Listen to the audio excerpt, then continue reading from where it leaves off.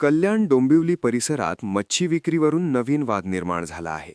कोळी समाजाच्या म्हणण्यानुसार बाहेरील काही बांगलादेशी व परप्रांतीय मच्छी विक्री कमी दरात आणि निकृष्ट दर्जाची मासळी विक्री करीत आहेत. त्यामुळे स्थानिक भूमिपुत्र मच्छी विक्रेत्यांचा व्यवसाय घटत असून आर्थिक फटका बसत असल्याचा आरोप कोळी महासंघाचे उपनेते देवानंद भोईर यांनी केला आहे.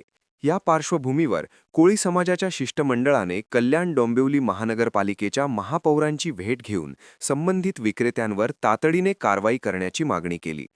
बाजारपेठांमध्ये नियमित तपासणी करून दोषींवर कठोर कारवाई करावी, तसेच अन्न व औषध प्रशासन विभागाने मासळीची गुणवत्ता तपासावी अशी मागणी निवेदनात करण्यात आली आहे.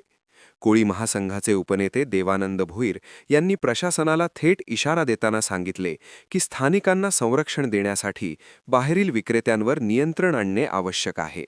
तात्काळ कारवाई झाली नाही तर कोळी समाज तीव्र आंदोलन छेडेल असा इशारा त्यांनी दिला. दरम्यान कल्याण डोंबिवली महानगरपालिका प्रशासनाने निवेदनाची दखल घेत संबंधित विभागामार्फत तपासणी केली जाईल असे आश्वासन दिल्याची माहिती शिष्टमंडळाकडून देण्यात आली आहे. स्थानिक रोजगार, व्यवसायाची स्पर्धा आणि नागरिकांचे आरोग्य या तिन्ही मुद्द्यांवरून आता हा प्रश्न अधिकच गंभीर बनत आहे. प्रशासन कोणती ठोस कारवाई करते आणि कोळी समाजाच्या मागण्यांवर काय निर्णय घेतला जातो याकडे सर्वांचे लक्ष लागले आहे.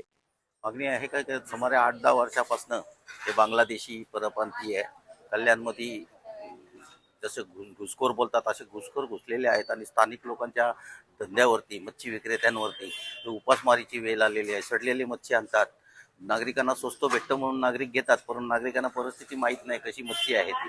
आज आम्ही निवेदन दिलं आणि त्यांना निवेदनमध्ये आवाहन केलेलं आहे, जर ताबडतोब तात्काळ याच्यावरती कारवाई केली नाही ना तर संपूर्ण या कल्याण परिसरामधला कोळी समाज मच्छी विक्रेता आंदोलनाची दिशा स्वीकारतील.